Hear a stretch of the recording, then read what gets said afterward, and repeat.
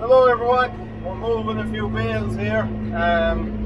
Yesterday we were at the leveler and we nearly have it finished. I was painting it there last night, just have a small bit more painting to do. I was just leaving it dry so I could get in at the real nooks and crannies, and it didn't matter if I was stepping on it and stuff like that. So I'll finish that off later on this evening, and we'll stick our tines on it and she'll be ready to go. So that's kind of all. We also have our hydraulic hoses to do. So yeah, that'll be all done today. Going on from that, I'll do a couple of electrical parts for CVXs that I need to send off, and I'll be taking them off probably tonight or tomorrow morning and sending them off. And on from that, then we'll be doing a bit of spraying, and God only knows what else for the rest of the week. So that's kind of my plan for the next day or two anyway. Hopefully it all goes according to the plan and works out fairly smoothly. So you've just been back this road a good few times. The road we were on earlier on, I didn't record it. It would have been somewhere you wouldn't have seen, but you've definitely seen a good bit of footage back along here. But anyway, the sun is shining and it's a lovely, lovely day, so I'm going to get stuck into my work, and once we're back home and once we've leveler painted up, we'll do a bit of a walk around and we'll show you the finished product. Hello everyone and welcome back. Today we're moving a load of bales. We're only moving the one load today, so nice handy morning. Yesterday we were out with the leveler. We were doing a few small bits with it, just an indoor horse arena. I didn't film it or anything, but it's quite a big arena. It's half an acre and it's all under roof, so it was a fair trial of it, but it worked out absolutely perfectly. Well, I suppose we have one small issue, is I could do with lengthening the ram a small bit, so I'll either get a new ram or else I'll just weld in a bit of solid bar onto the end of the chrome rod, and it'll just lengthen it that small bit. The tines are going in, but I'd just like them to go a small bit more and get a bit more tilling effect. You don't want to go on too deep either, because you just have a tendency to bring up stones and stuff like that, so that's kind of what I'm trying to avoid really. I don't want to be digging up stones and creating work for me and creating work for everybody else. So just a nice little tickle, keep the soil nice and loose behind the leveler before you give it your final run in and you can lift your tines. So it carries an awful lot of stuff with it. There was a noticeable drag off of it now with the 130 pulling it, so we're very happy with that. It's working to plan. The raised headstock is really doing a great job in letting the soil flow fully through the machine. So I suppose later on today what I'm going to go at is I'm going to get stuck into my servicing, because like I was saying to you, everything needs to be serviced now. This needs a full service. It needs transmission filters and everything changed. Something I keep in stock. I always keep a few transmission filters there, and we'll get them changed because she's over 1,000 hours now, and I do like to keep the transmission oil changed in these every 1,000 hours. It does be spotless anyway, and you can throw it into another yoke, because you see with these they're holding their own transmission oil, so the level never drops in it, or it's never contaminated with anything else. So it's absolutely perfect oil, but I just like to change it.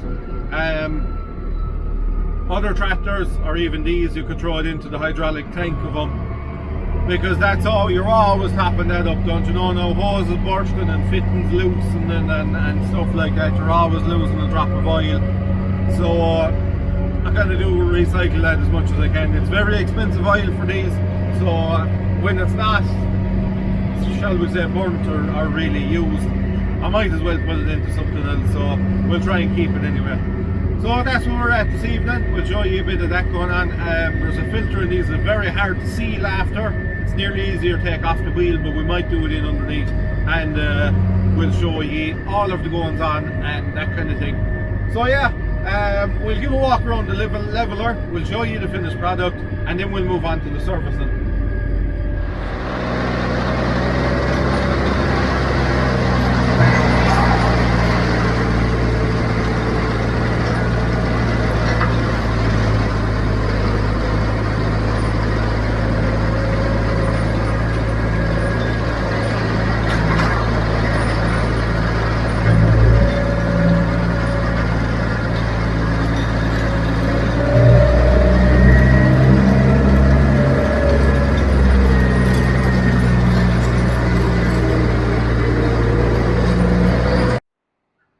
Well, here we are. This is the finished product.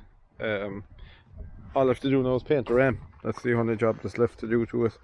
And we are very happy with it. It's working out absolutely perfectly. Once I'd done that bit of a modification there and got these dropping a bit more, it's really helped it. I probably won't need us dropping that much in. I'm just looking at them there now. They're hardly worn. It probably won't need much of a. It probably wouldn't need to go down as much in cloud ground, but the bother is with those horse arenas, they'd be savage hard, because you see they're constantly watering them and wetting them throughout the course of the summer and the year and whatever, and then obviously there's people and horses on them, and that's really packing the stuff down into them. So they do get very hard, but just if they're done a couple of times a year, it's not too bad. If they're only done every now and again, that's when you run into difficulty. But that one now hadn't been done in a year, I'd say. So that's done now, and what I'm moving on to now is I'm going to give the 1170 quick clean off and pull her into the shed and get at our transmission oil and stuff, and our engine oil and filters need to be done. Our transmission level, as you can see, our oil is perfect, it's absolutely spotless, but I just like to keep them changed when they're like this one is doing over 1,000 hours a year, so when they're working hard I like to keep them maintained to some sort of a level that you kind of know, when you drop the filters you're able to see if there's any crap or stuff building up in there, or metal filings or whatever. So it's just a kind of a, gives you a bit of a pre-warning if there's anything wearing or playing up in the box. So I'll get this washed, I get it pulled into the shed, and we'll show you all of that side of it. Well, we're just going draining our transmission oil. As you can see, this is our drain plug here. Obviously sometimes these things are very tight, so I just loosened it and before I started recording, because sometimes there's a lot of sweating and pushing, and sometimes, more often than that, there's a bit of cursing involved too, so we'll try and leave that out. Here's where our transmission ends, and this is our hydraulic tank. This is an actual tank, all of that, and that's feeding our tank, that's feeding our pump out of our tank, and our pump is back up there on the side of the transmission. So I'm going to drain this oil out, and our filters are both on the side over. You'll see why I mean it'll be easier to take off the wheel, but we shouldn't need to, we should manage without it. So yeah, that's what I'm going to do now, and once we've the oil drained I'll show you the filters. With all the jigs and reels, I nearly forgot to show you what I came here to show you. So we're changing our filters. This is our suction one. This is basically where if you had any problems they'd show up, but thankfully we've nothing. Here's our pressure. When I went to change him, I see this nut is all damaged from previous excursion, so I left it as it is. I'll have to wait until I get a housing, and once I get that housing I can change that. You can change that anytime anyway, even when there's oil in the back end, so it's an easy one to do after. So yeah, there's where our filter goes. This is our filter, this is our new filter, but it sits in a plastic housing, and it's a real pain to get it to seal properly, so I'll have to be concentrating on this one. Normally I lie in against the wheel there and just tap it in as best I can, but it can be a bit difficult at times. So that's basically it. After that, then let's just fill her up with oil again, and away we go. So here's where I keep all my oil jugs. I made this up a couple of years ago that they'll all sit, basically, if they're put in properly after everyone, that doesn't always happen, that they'll all sit like that, so they're totally drained when you go to use them. I remember years ago when we used to obviously just stand them up on top of something, there'd be greeting flies and everything inside them when you go to use them. So this way they're totally clean, and I used to have a 5-gallon drum with the top cut off it there that they'd all drain into, but so that was carried off at some other job, so I just used it there now. And I'll show you now where I store the oil. So we keep 5 different oils in stock. We keep hydraulic 46, we keep Steyr transmission, we keep engine, and we keep just ordinary universal transmission and gear oil. I don't bother keeping any more than that in barrels. I just keep the rest in 20-litre jugs. This is obviously an empty one, and that just has to be moved out of there.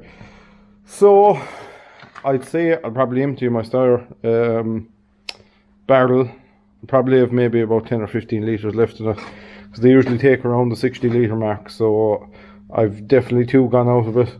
I hope I haven't 3, but I definitely have 2 gone out of it. So that's basically how I keep them, and I just write them. Obviously engine is written on that one, so anyone that's working here, it's clearly labelled.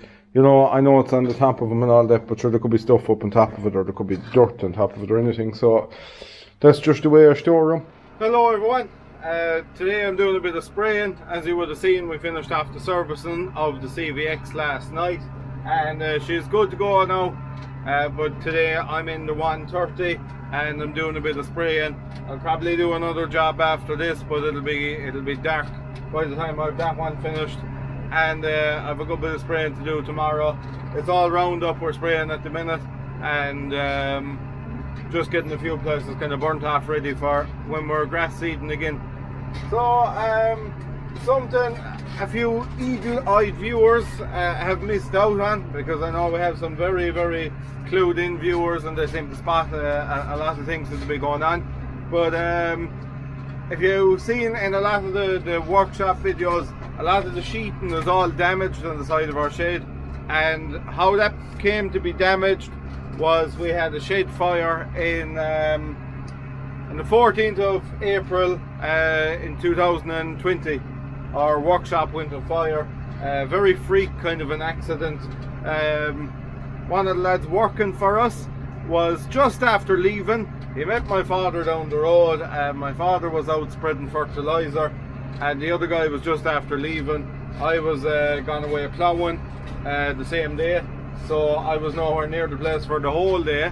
And when my father came up, he went taking off the fertilizer spreader. I think he was coming down helping me where I was residing, and luckily, very luckily, my mother was in the house at the time, and she spotted the flames bursting out of where the plastic sheet is on the side of it, you know, the perspex sheeting on the shed.